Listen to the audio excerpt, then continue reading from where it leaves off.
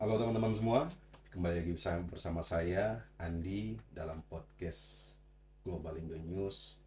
Pada malam hari ini kita akan membahas terkait dengan kasus yang cukup menyita publik, yaitu kasus kematian tragis seorang prajurit muda Pradaluki Cepril Saputra Namo yang diduga disiksa dengan tragis hingga meninggal dunia.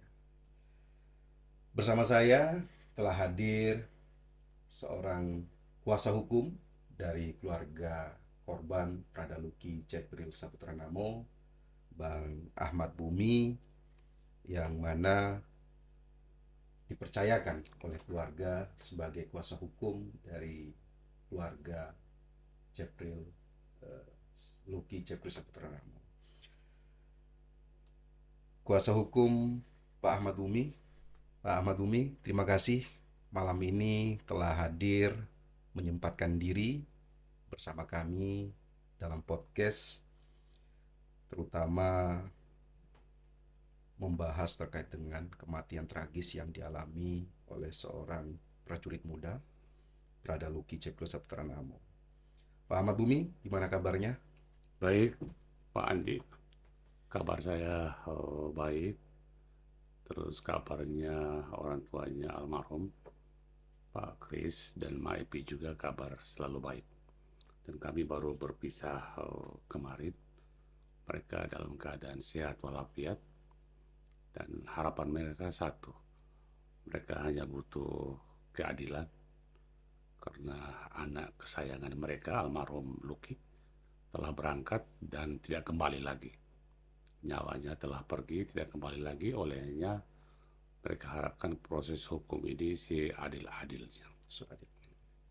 Baik Bang, saya sebelum masuk ke pertanyaan inti terkait dengan podcast kita malam hari ini, bisa dijelaskan kepada kami, kepada pendengar semua, seperti apa kronologi awal yang dialami oleh Pradaluki Cepril Saputra Namo yang diketahui oleh keluarga tentang meninggalnya Pradaluki ini? Baik, jadi kalau soal rangkaian ceritanya, berarti saya harus kembali ke belakang. Saya kembali ke tanggal 26 hari Sabtu, 26 Agustus 2025. Kenapa tanggal 26? Karena tanggal 26 itu almarhum masih bangun komunikasi dengan mama kandungnya, Mama Epi. Dia sempat sampaikan ke mamanya bahwa, "Mama, saya diberikan izin untuk bermalam di luar. Jadi malam ini saya bermalam dengan mama angkat saya." Dari itu kemudian besoknya tanggal 27 hari Minggu, almarhum juga masih bangun komunikasi dengan mama kandungnya, Mama Epi. Dia sempat sampaikan ke mamanya bahwa, "Ma, saya tadi ke gereja dan saat ini saya sudah keluar dari gereja dan sekarang juga saya mau masuk ke batalion." Kemudian dari situ eh, tanggal 26 masuk tanggal 27 tadi dia sudah ke gereja. Tanggal 27 malam keterangan dari Mama Iren. Kemudian Mama Iren juga dengar cerita dari tetangganya. Tetangganya itu tinggalnya berdekatan dengan batalion. Mereka menyampaikan, ceritakan kepada Mama Iren bahwa tengah malam sekitar jam 1, jam 2 dini hari itu ada dengar suara teriakan seperti ada orang yang dipukul, tapi tidak tahu siapa yang dipukul. Mereka cerita hal itu ke mama angkatnya Luki, Mama Mama Iren. Iren tadi. Iya. Kemudian pada tanggal 28 pagi, sekitar kurang lebih jam 7, karena Mama Iren masih setengah 7 itu lagi antar anaknya ke sekolah. Baik. Jam 7 dia pulang, si Luki sudah ada di rumah. Nah, pada saat di rumah itu Mama Iren ceritakan bahwa tubuhnya luka. Tubuhnya almarhum itu sudah luka. Oh, sudah ada luka Sudah ada sekujur luka. tubuhnya. Jadi dia suruh mama angkatnya untuk obati, dikompres dengan air panas dan lain sebagainya. Jadi Mama Iren juga mengangkatnya almarhum juga mengobati luka-luka yang ada di tubuhnya almarhum. Tapi luka pada tanggal 28 pagi yang dilihat oleh Mama Iren itu tidak sama dengan luka yang dilihat di rumah sakit pada saat almarhum sudah dibawa ke rumah sakit. Kondisinya berbeda, Nah, kondisinya berbeda, lebih parah lebih parah. di rumah sakit daripada pada saat tanggal 28 di rumah. Itu. Baik. Kondisi Pradaluki yang pada saat itu ditemui oleh ibu angkatnya, Mama Iren, sudah mengalami luka-luka sekujur tubuhnya. Pada saat mengetahui kondisi ini, apakah ibu kandung dari almarhum ini sudah mengetahui sebelumnya atau mendapatkan informasi dari siapa sehingga orang tua dari almarhum ini mengetahui kondisi Pradaluki yang sudah penuh dengan luka yang mana sebagaimana tadi yang dijelaskan oleh Ahmad berdasarkan informasi dari ibu angkatnya. Komunikasi yang terjadi pada saat itu, apakah didapati informasi ini secara langsung atau melalui pihak-pihak dalam hal ini dari batalion? Iya, jadi baik. Jadi pada saat almarhum lari ke rumahnya Mama Angkat tanggal 28 pagi jam 7 itu menurut keterangannya Mama Iren, itu dia datang tanpa alas kaki. Tidak ada sepatu, tidak ada sandal, pakai celana pendek, baju, kaos oblong. Mungkin karena merasa sakit, membutuhkan untuk diobati atau apa. Sehingga dari situ almarhum pada saat dia meninggalkan batalion itu dia tidak izin. Sehingga dari batalion mencari almarhum ini ada di mana. Mencari keberadaannya. Dari situ Dansi Intel menelpon ke mama kandungnya almarhum, Maepi. Beritahu kepada mama kandungnya almarhum. Minta bantuan agar Maepi bisa cari tahu di mana keberadaan si almarhum. Karena dia meninggalkan batalion tanpa ada pamit, tanpa ada pemberitahuan kepada batalion ini. Disersi. Kalau misalnya tidak didapat, berarti kita akan proses untuk pemecatan almarhum dari anggota. Nah, dari informasi itu kemudian Ma Epi, mama kandungnya almarhum, menelpon ke mama angkat cek almarhum. Pada saat telepon cek, ternyata almarhum ada di rumahnya mama angkat, lagi diobati oleh mama angkatnya. Kemudian karena mama kandungnya Ma Epi ini sudah tahu bahwa almarhum ada di rumahnya mama angkat, dia beritahulah ke batalion melalui Dansi Intel tadi. Beritahukan bahwa almarhum ada di rumahnya mama angkat. Dari informasi itu anggota batalion ke rumahnya mama angkat almarhum ini. Berdasarkan laporan informasi. Berdasarkan informasi dari Ma Epi, informasi itu. Kemudian kurang lebih 10 orang ke sana, ke rumahnya Ma Iren. Sampai di rumah juga Mama Iren masih buat kopi untuk mereka minum pada saat itu. Masih dilayani oleh mama angkatnya almarhum. Baik, ini cukup menarik buat saya.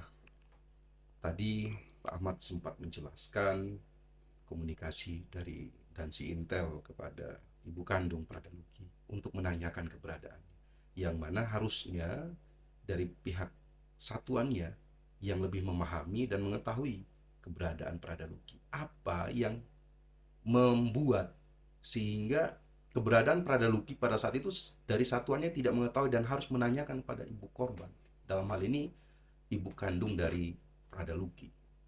Ya, jadi almarhum ke rumah mama angkatnya itu kemungkinan, ini dugaan kita, bahwa dia kesakitan pada saat dia di dipukul, dia dianiaya, mengalami dia tidak penganiayaan. tahan lagi. Oleh karena itu dia lari ke mama angkat itu. Sampai di mama angkat juga dia tidak cerita bahwa dia di apa. Dia hanya suruh mama angkatnya untuk obati, Tidak menceritakan kompres. apa yang Dia tidak dialaminya sehingga ceritakan. menyebabkan Ah, luka di sekujur ya, tubuh dia dari hanya Pak Ahmad. menyampaikan ke mama angkat untuk obati dia, Baik, obati luka-luka yang ada di tubuhnya sekujur tubuh almarhum. almarhum. Ya, Baik, ini sangat menarik. Kondisi Prada Luki yang penuh dengan luka sekujur tubuhnya dan upaya dari satuannya untuk mendapatkan informasi keberadaan Prada Luki. Setelah tadi mendapatkan informasi keberadaan Prada Luki yang mana pada saat itu sedang berada di rumah ibu angkatnya. Komunikasi selanjutnya yang terhubung antara satuannya dengan ibu kandungnya, apakah mereka menjelaskan kenapa mereka harus mencari Prada Luki, apa yang menyebabkan mereka harus mencari, pelanggaran yang dilakukan oleh Prada Luki sehingga dia harus membuat satu batalion untuk mencari keberadaan dia saat itu. ya. Kalau itu mereka tidak menyampaikan ke mama kandungnya almarhum. Kemudian mereka juga tidak menyampaikan ke mama angkatnya almarhum. Hanya mereka bertanya ke mama angkat almarhum. Kira-kira Luki selama di sini, dia ke sini, itu dia cerita apa ke mama? Dia luka kenapa? Ah, Tidak menanyakan, menjelaskan terkait Iya, dengan apa yang menyebabkan Prada tidak. Luki ini Itu mereka mengalami tidak luka sekujur tanyakan itu. tubuh. Mereka tidak jelaskan. Nah, atas pertanyaan itu kemudian mama angkatnya sampaikan, oh, almarhum tidak cerita. Dia hanya suruh untuk saya obati. Saya kompres lukanya dia dengan air panas. Tapi dia tidak ceritakan lukanya dia itu kenapa. Dipukul, dianiaya, jatuh. Itu almarhum tidak ceritakan ke mama Ibu angkatnya. angkatnya, Ya, Ibu Iren ini Ibu tadi. Ire.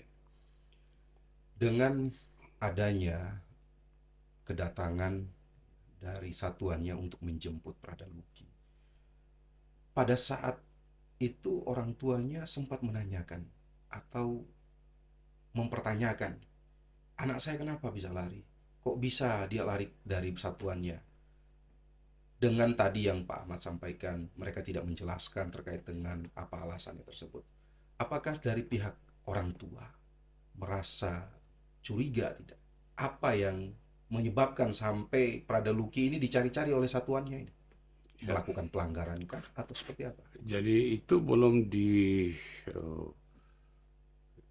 oleh orang tuanya Luki, Mak Epi dengan Pak Kris. Itu belum tahu.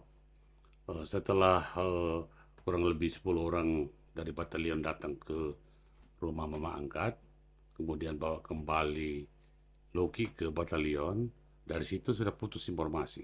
Tidak ada Tidak komunikasi ada lagi. informasi lagi dari batalion ke mama kandung maupun dari batalion ke ibu angkat. Pada tanggal 31 Agustus, dari 28 ke 31. Rentan waktu Nah, 2 hari, 3 hari. 2 hari, 3 hari itu ya. Nah, 31 itu almarhum dengan temannya juga ini korban, kena luka juga, inisial RB. RB Itu dilarikan ke puskesmas pada saat tanggal tanggal 31 31. Kemudian di puskesmas kurang lebih sekitar jam 10 pagi. Kemudian jam 11 paginya pulang ke batalion.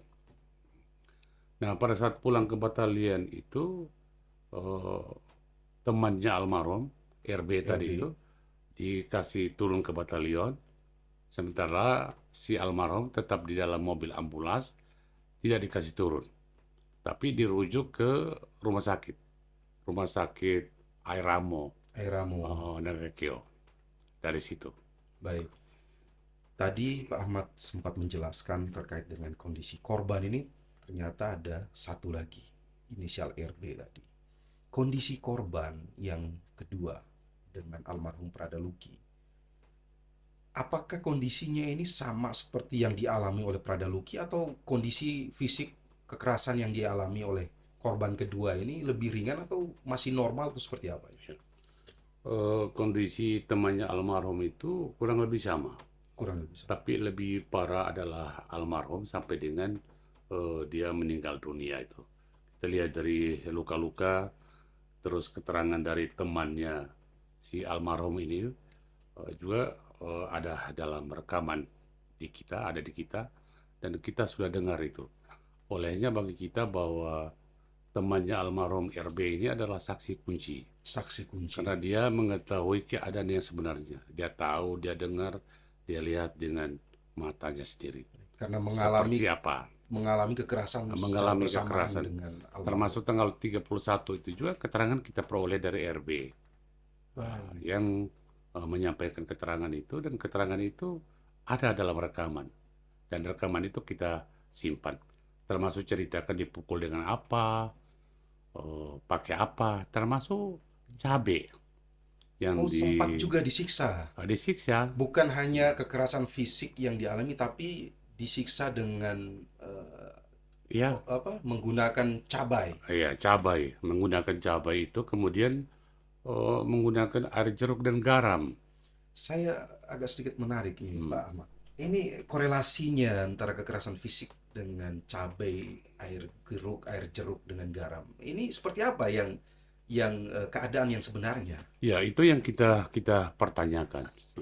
Ini kan sudah kelewat batas pola siksa. Ini pembantaian. Selain dipukul, ditendang dengan selang, ditendang dengan kaki, juga ada alat lain, cabai tadi. Kemudian air jeruk, campur garam, terus itu disiram di tubuh almarhum. Dan itu keterangan dari RB, temannya sendiri. Yang juga korban Ya, juga kekerasan pada saat itu. Ya, Cuman dia bernasib lebih baik daripada bernasib lebih Pradanu. baik daripada almarhum. Almarhum, oh, takdir Tuhan. Kematian seseorang itu kita tidak tahu. Tetapi yang digugat ini adalah proses menuju kematian almarhum itu. Itu yang kita Karena gugat. banyak sekali kejanggalan ya, Kejanggalan. peristiwa yang Ya, dialami oleh sebelum dia almarhum. meninggalkan, dia sudah alami sesuatu yang luar biasa seperti itu. Kekejaman Penyiksaan, fisik, dan lain kekerasan sebagainya. fisik dan Ya. lain-lain. Baik, saya melanjutkan terkait dengan kondisi tadi. Pak Ahmad sudah menjelaskan di mana korban ini sempat dilarikan ke rumah sakit. Pada saat korban dilarikan ke rumah sakit dari pihak keluarga, terutama ibu kandung dari almarhum Pradaluki Cepril Saputra Namo. Tadi Pak Ahmad sempat menjelaskan, dari pihak satuan juga tidak menjelaskan kenapa alasan Pradaluki ini harus dicari. Kenapa Pradaluki ini ditanya keberadaannya. Apakah pada saat almarhum dilarikan ke rumah sakit Airamo sudah mengetahui kondisi korban, dalam hal ini almarhum, seperti apa, mengalami kekerasan fisik, mengalami penyiksaan, dan lain-lain? Ya, kalau kondisi itu informasi tidak masuk di orang tua kandungnya almarhum. Hanya pada tanggal 31 kemudian hari berikutnya itu, mama kandungnya almarhum itu bangun tidur, itu dia melihat ada inbox yang masuk. Tapi inbox itu pakai akun lain. Baik. Tapi menulis pesannya bahwa mama ini Lucky. Tapi akun orang lain. Sehingga mamanya itu tidak terlalu respon, tidak terlalu gubris. Mendapatkan Ya. inbox melalui aplikasi sosial Iya, media, ya, menyampaikan bahwasannya saya Lucky. ya. Pada saat mendapatkan informasi saat itu orang tuanya masih ragu. Masih ragu. Apa yang membuat orang tuanya itu mencoba untuk, ini kayaknya ada sesuatu yang urgent, sehingga orang tuanya pada saat itu untuk mencari tahu atau memberikan informasi. Karena pesan yang masuk itu melalui akun orang lain, bukan akunnya Lucky. Sekalipun di dalam pesan itu menyampaikan bahwa mama ini dengan Lucky. Tapi kemudian selang beberapa saat kemudian pesan lagi masuk dengan mengirim nomor. Nah, nomor yang dikirim, Nomor telepon atau nomor apa ini? nomor telepon, Nomor telepon. nomor HP. Nah, nomor telepon itu yang dipakai oleh mama kandungnya almarhum untuk menelpon. Ternyata nomor itu adalah mama angkatnya Oh, almarhum, Ibu Mama Iren. Iren tadi ya, Ya, yang sempat ya. menyelamatkan almarhum. Dari komunikasi itu kemudian disampaikan oleh Mama Iren bahwa kondisi tubuhnya almarhum seperti ini, Hmm. penuh dengan luka dan lain sebagainya. Dan mama kandungnya almarhum sempat bicara dengan almarhum. Oh, sempat menyampaikan, Sempat menyampaikan, berkomunikasi. sempat bertanya, kenapa sampai tubuh Lucky luka seperti itu? Saya dipukul mama. Hanya sampai di situ. Tidak ada Tidak menjelaskan menjelaskan siapa yang pukul dipukulnya dengan cara apa, alasan itu dia dipukulnya tidak seperti apa. tidak tidak sampaikan lagi. Dia hanya sampaikan singkat bahwa mama saya dipukul. Hanya itu saja. Kemudian komunikasi berlanjut itu dengan mama angkatnya Mama angkat. almarhum.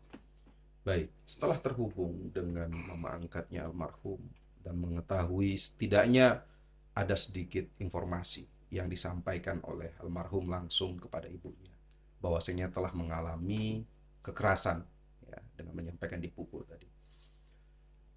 Kondisi almarhum setelah mendapatkan penanganan di rumah sakit dari rujukan puskesmas dilanjutkan ke rumah sakit Air Ramu. Apakah perkembangan kondisi almarhum pada saat itu keluarga sudah mendapatkan informasi dari satuannya atau masih belum mendapatkan informasi juga? Ya, baik. Dari satuan itu malah informasi tidak ada sama sekali. Tidak ada sama Ya, sekali.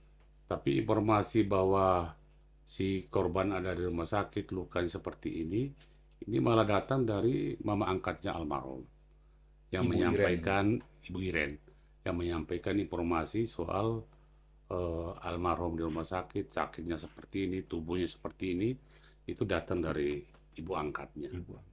Sampai dengan eh, dari informasi itu sampai dengan mama kandungnya almarhum ke Nagakio melalui ND waktu itu. Melalui. Setelah mendapatkan informasi kondisi almarhum melalui ibu angkatnya yang menyampaikan kondisi almarhum seperti yang tadi Pak Ahmad jelaskan.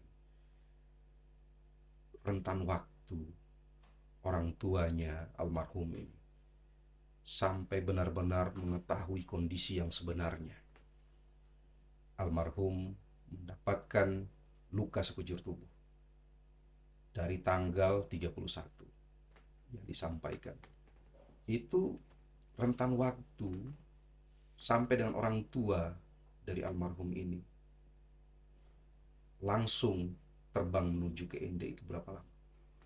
Tanggal 31, kemudian orang tua kandungnya Mama Epi itu tanggal 4 dia tiba di ND. Tanggal 5 dia tiba di ND. Tanggal 5 dia tiba di ND, kemudian tiba di rumah sakit. Dia lihat itu almarhum sudah di kamar di ruang ICU, kemudian dalam posisi sudah tidak sadar. Sudah tidak sadarkan Sudah diri. tidak sadar. Dia sempat bisik di telinga almarhum. Dia sampaikan bahwa, Luki, mama sekarang sudah ada. Oh, Nah, tapi almarhum tidak ada reaksi apa-apa. tidak merespon. Melihat tapi tidak tidak merespon. Kemudian dari situ mamanya minta izin untuk foto tubuhnya almarhum. Karena ini mama kandung, maka mereka memberikan izin Memberikan untuk izin. difoto. Kemudian foto seluruh tubuhnya seperti yang kita lihat yang beredar di sosial Sosial media. media sekarang Itu ini. hasil yang difoto oleh Ibu kandung ibu dari kandungnya almarhum itu almarhum. sendiri. Baik, saya sedikit menarik. Tadi Pak Ahmad sudah menjelaskan orang tuanya ketika sampai di rumah sakit Eramo melihat langsung kondisi almarhum yang sekujur tubuhnya penuh dengan luka. Bahkan pada saat itu juga anaknya sudah tidak dalam kondisi sadar, tidak sadarkan diri. Setelah sampai di rumah sakit Eramo, mengetahui almarhum itu meninggal dunia, apakah sebelum sampai atau setelah orang tua dari almarhum ini sampai di rumah sakit? Oh ya, jadi almarhum meninggal tanggal 6. Sementara mama kandung, tiba tanggal 5. Tanggal 5, satu hari sebelum 1 hari meninggal. sebelum meninggal. Jadi tanggal 5 dia tiba di rumah sakit sudah sore. Almarhum sudah tidak sadar, tapi masih bertahan sampai dengan besok.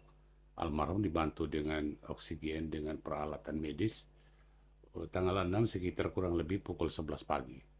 Itu almarhum sudah hembuskan napas, sudah Hembuskan tidak ada napas. lagi.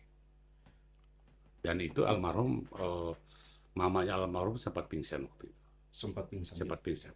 Ya manusiawi ya. Iya, Kita melihat dan juga apa namanya sebagai seorang ibu yang melahirkan, membesarkan, bahkan almarhum ini adalah menjadi satu-satunya, iya. satu-satunya kebanggaan dari keluarga kecil Bapak Christian Namo dan Ibu yang menjadi kakak sulung ya, yang menjadi motivasi untuk bisa membahagiakan keluarga kecil mereka meninggal dunia. Pada saat kondisi almarhum sudah meninggal dunia, dari satuannya atau dari batalionnya, apakah ada yang datang menyampaikan, menjelaskan kondisi korban ini, almarhum ini, kenapa bisa sampai seperti ini? Iya, baik. Malah pada saat orang tua bapak dan mamanya almarhum tiba di Nagakio sampai dengan eh, korban ini yang hembuskan napas terakhir dari batalion, terutama Danion, penanggung jawab batalion, penanggung jawab prajurit di batalion, itu tidak menemui orang tuanya korban, orang tuanya almarhum, untuk menyampaikan kondisi almarhum seperti ini karena ini itu dia tidak sampaikan. Mereka tidak ketemu dengan orang tuanya almarhum. Setelah mengetahui kondisi almarhum dengan penuh luka sekujur tubuh, apakah dari pihak keluarga merasa ada yang janggal dengan kondisi almarhum?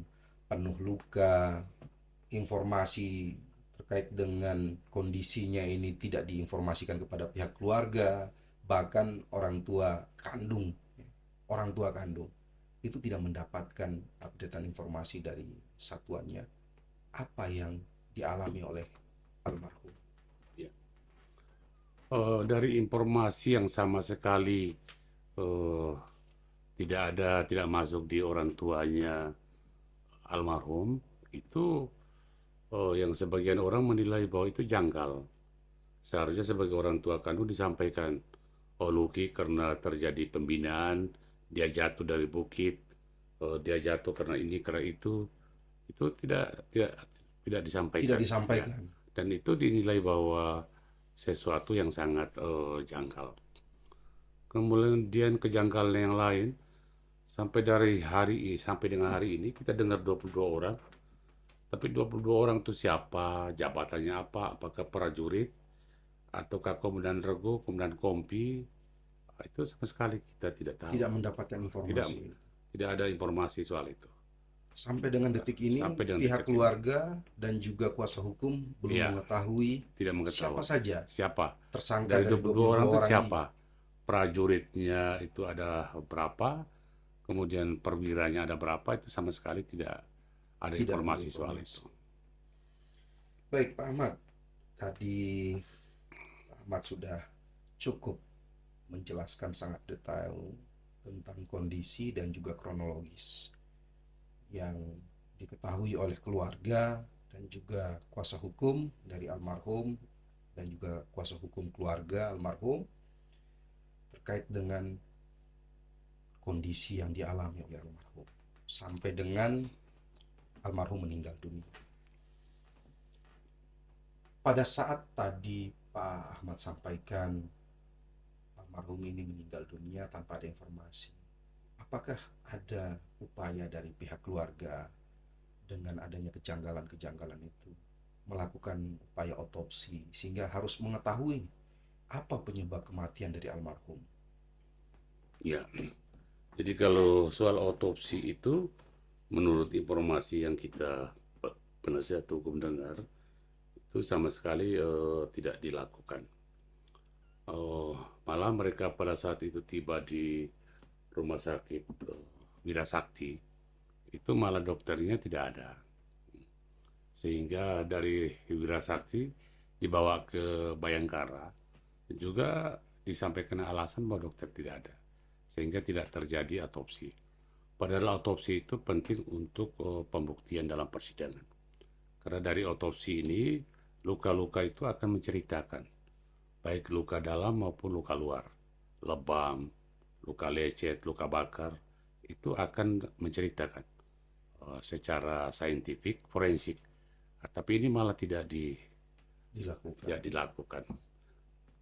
Kalau kondisi seperti itu, orang tuanya lagi tersiksa batinnya karena anaknya meninggal, kemudian tiba-tiba kita bertanya mereka, mereka pasti kaget dan kalang kabut dan tidak mengerti soal itu.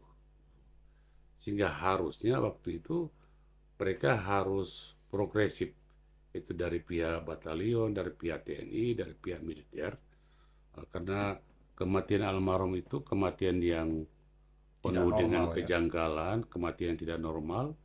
Oleh karena itu harus dilakukan otopsi Untuk Nah, memperjelas untuk penyebab memperjelas dari kondisi tubuhnya almarhum itu. Yang baik, kita lihat ini kan kondisi luarnya, betul, yang betul. luka, yang lebam. Yang kondisi dalamnya ini kan belum kita lihat. Nah, kalau dengan otopsi, kita bisa tahu. Dia akan menyampaikan keterangan soal itu secara ilmu pengetahuan, saintifik. Saintifik. Tapi itu tidak dilakukan.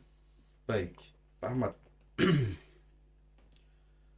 dari rangkaian kronologis yang Pak Ahmad sampaikan sejauh ini, apakah proses yang sudah berjalan sampai dengan detik ini, sampai dengan hari ini, kita belum mengetahui berapa siapa saja dari 22 orang tersangka.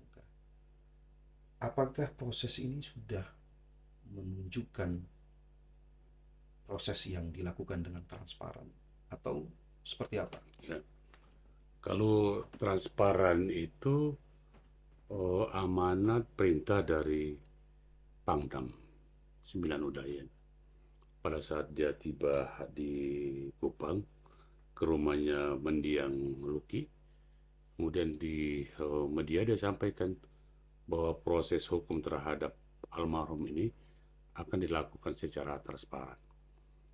Tetapi kenyataannya bahwa hari ini, walaupun berkas itu sudah dilimpahkan dari POM ke auditor penuntut, kemudian dari pihak keluarga mendengar bahwa berkas di auditor itu belum dilimpahkan ke pengadilan untuk disidangkan. Sementara waktu penahanan ini sudah sangat mepet, 60 hari. Sementara rata-rata pelaku itu, rata-rata tersangka itu ditahan sejak bulan Agustus 2025 yang lalu. Sementara rentang waktunya 60 hari. 60 hari. 20 hari pertama, kemudian diperpanjang 40 hari. Nah, kalau misalnya 60 hari ini belum dilimpahkan, berarti para tersangka bebas demi hukum. Nah, ini yang kita dorong agar pihak auditor militer secepatnya melengkapi berkas. Karena kita juga tidak tahu bahwa mereka tidak limpahkan berkas ini ke pengadilan itu karena soal apa. Betul. Berkasnya yang belum lengkap atau apanya. Betul. Karena sampai saat ini juga kita tidak tahu pasal apa yang diterapkan kepada para tersangka. 340, 338, 170 atau pasal apa. Karena dalam kejadian almarhum Luki ini bukan hanya pelanggaran hukum, tapi ada kode etiknya di situ. Ya, karena kedinasan kemiliteran itu tadi ya. Kedinasan militer yang tidak membenarkan perilaku kekerasan seperti itu. Kalau dalam pembinaan si anggota militer itu dia tidak disiplin misalnya, itu dia bisa dihukum push up, squat jump, atau lari keliling lapangan, itu boleh. Tapi sampai dengan memukul, menganiaya itu sama sekali tidak boleh. oleh karena itu dalam masalah ini ada dua hal. Yang pertama kode etik. Ya kalau betul mereka itu menyalahi kode etik, pecat dulu dari Betul. keanggotaan TNI. Kemudian yang kedua di proses pidananya. Nah, pidananya itu saya mendapat amanah dari orang tua korban bahwa para pelaku harus dihukum berat selain dipecat. Kemudian dari penasihat hukum, selain kode etik dan proses pidana di peradilan militer, juga lagi upayakan untuk membuat laporan terkait dengan hal ini ke Komisi Nasional Hak Asasi Manusia karena Komnas HAM. merampas hak hidup almarhum. Yang namanya merampas hak hidup, merampas nyawa, itu sudah jadi perkara umat manusia sejagat raya ini. Jadi semua manusia wajib perkarakan ketika rampas seseorang, nyawa seseorang itu dirampas dengan tidak bertanggung jawab. Artinya para pelaku Ya, ini para harus pelaku. mendapatkan hukuman sesuai dengan perbuatan yang Ya. Baik, Pak Ahmad, saya sangat menarik terkait dengan beberapa waktu yang lalu atau beberapa waktu belakangan ini. Banyak berita yang beredar terkait dengan hubungan antara kesatuannya dengan keluarga korban.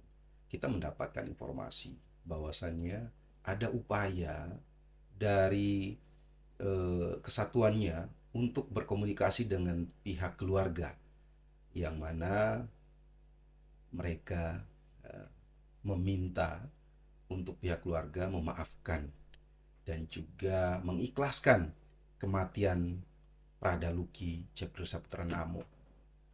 Kalau hal ini mungkin masih bisa diterima. Cuman yang menjadi pertanyaan saya yang sangat menarik, selain penawaran yang disampaikan itu, ada penawaran lain yang mana ketika keluarga almarhum, dalam hal ini orang tua almarhum Pradaluki Cekro Saputra Namo, menerima tawaran itu dengan syarat harus melakukan penandatanganan suatu surat. Menurut Pak Ahmad seperti apa itu? Ya, itu juga yang membuat kita sangat sesalkan sikap seorang Danyon dari batalion tempat almarhum ini bertugas, kemudian datang ke omanya almarhum di Kupang dan minta agar 22 pelaku itu diampuni, dimaafkan. Maafkan. Di sisi lain, air matanya keluarga, air matanya orang tua almarhum, baik ibu maupun bapak kandungnya, ini belum kering. Karena kepergian anak kesayangan mereka itu selama-lamanya. Betul. Tidak kembali lagi. Hanya kemudian dengan kematian yang begitu tragis, air mata belum kering, dan lain sebagainya. Tapi kok bisa datang tawarkan soal itu? Agar pelaku yang 22 itu dimaafkan, diampuni. Ini apa maksudnya? Urgensinya Apa itu maksudnya? kemana? Nah, di sisi lain, Dandion, Komandan Batalion itu bertanggung jawab penuh terhadap prajuritnya di markas batalion. Kesatuan. Tanggung jawab komando. Karena batalion itu komando dan komandan paling atas itu adalah Dandion. Tidak mungkin dia tidak tahu soal itu. Karena tiap pagi apel, tiap sore apel, tiap malam apel. Pada saat apel itu dicek kondisi prajurit yang ada di markas, yang ada di batalion. Pasti sudah ada laporan. Bagaimana responnya dia terhadap laporan itu? Apa benar ada laporan atau tidak ada laporan? Ini tidak disampaikan ke publik. Malah dalam situasi yang masih berduka seperti ini, aku datang tawarkan seperti itu.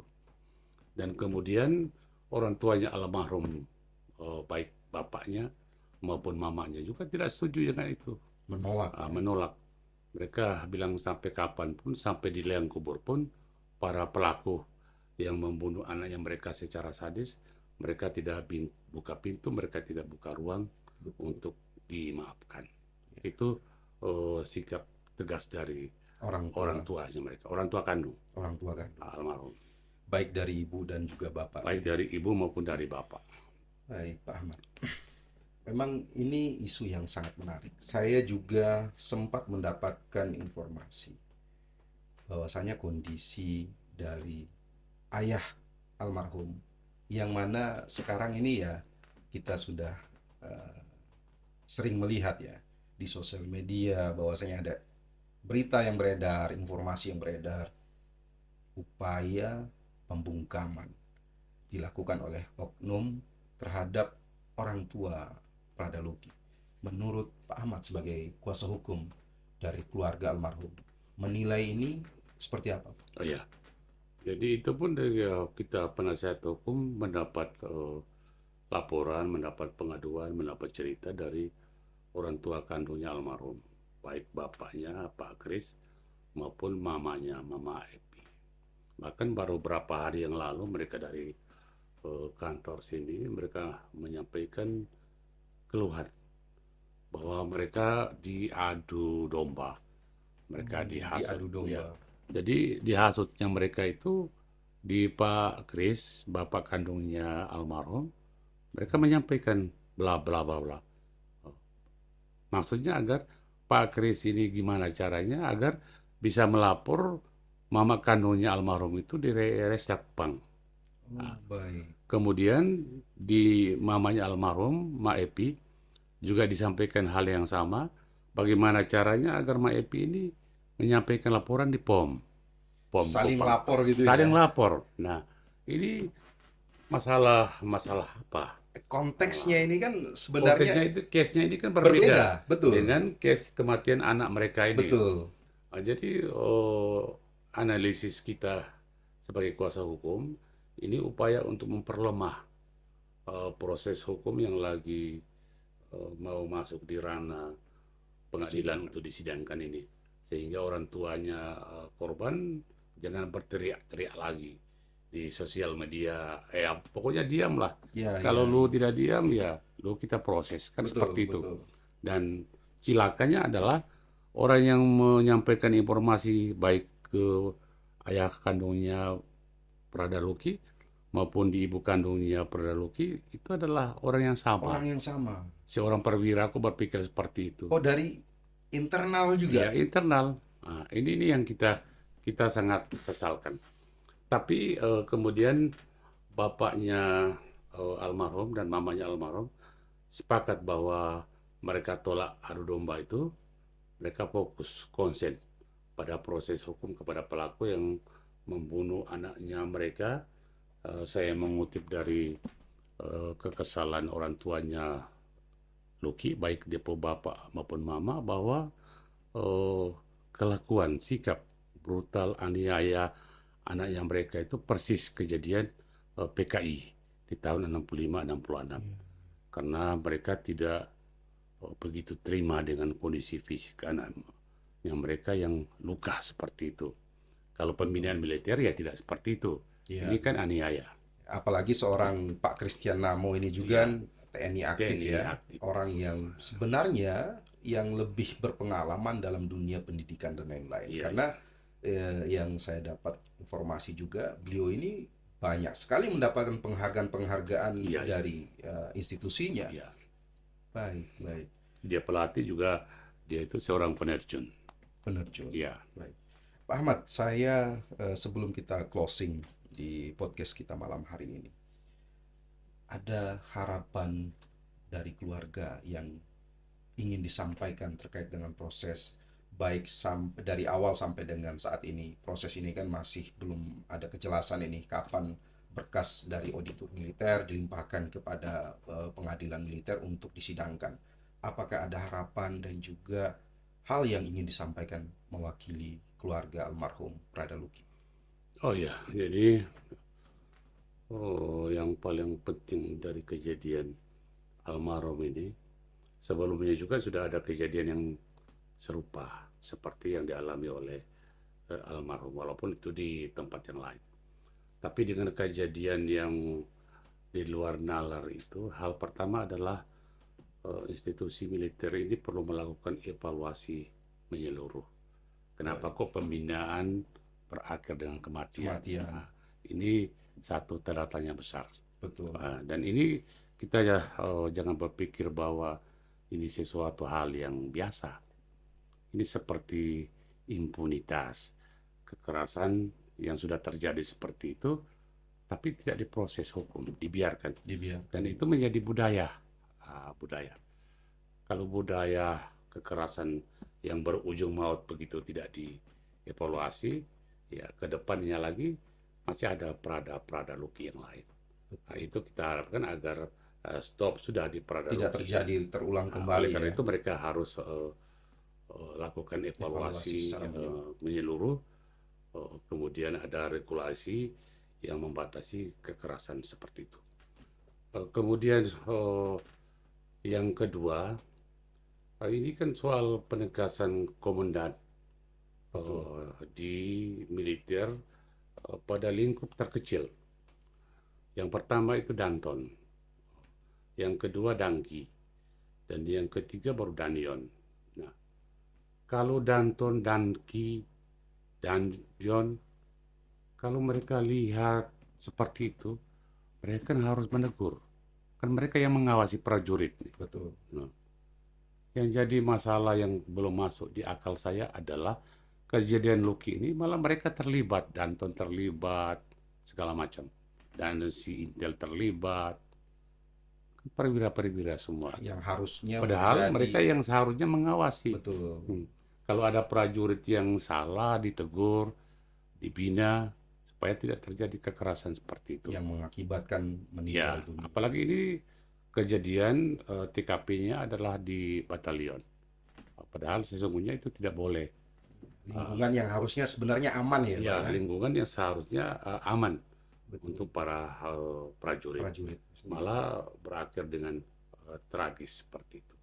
Itu yang kita harapkan agar para komandan di tingkat lingkup terkecil seperti di batalion adalah orang yang punya ketegasan, orang yang mentalnya bagus, punya keilmuan yang baik, agar hal-hal itu bisa dihindari. Ya. Baik, terima kasih banyak Pak Ahmad. Siap, Pak. Telah memberikan kesempatan waktunya untuk hadir bersama kami pada malam hari ini di podcast Global Indo News yang mengangkat topik tentang tragedi tragis yang dialami oleh prajurit muda pada Lucky Cepril Saputra Namo. Tentu sebelum saya mengakhiri proses podcast malam hari ini, saya ingin menyampaikan sedikit rangkuman ataupun kesimpulan yang disampaikan oleh narasumber kita malam hari ini, Pak Ahmad Bumi selaku kuasa hukum dari keluarga almarhum Prada Lucky. Kita mengharapkan proses ini berjalan transparan. Ya, kita mengharapkan ke-22 pelaku ini dilakukan hukuman sesuai dengan perbuatan yang mereka lakukan. Dan ini yang menjadi atensi kita semua. Ya, kita kawal proses ini sampai dengan ke-22 pelaku mendapatkan hukuman sesuai dengan apa yang telah mereka perbuat. Terima kasih banyak teman-teman semua telah bersama kami pada podcast malam hari ini. Nanti kita akan lanjut pada podcast selanjutnya, tentunya dengan topik-topik yang menarik, ya, yang mengulas fakta, bukan berita yang bersifat hoax atau yang tidak jelas sumbernya. Terima kasih banyak. Selamat malam. Sampai jumpa di podcast berikutnya. Sampai jumpa. Pak Ahmad, terima kasih banyak. Terima kasih. Saya ucapkan Siap. terima kasih banyak dan salam hormat saya kepada keluarga Siap. almarhum. Sama-sama kita kawal kasus. Siap. Terima kasih banyak Pak Ahmad. Sampai jumpa di podcast berikutnya.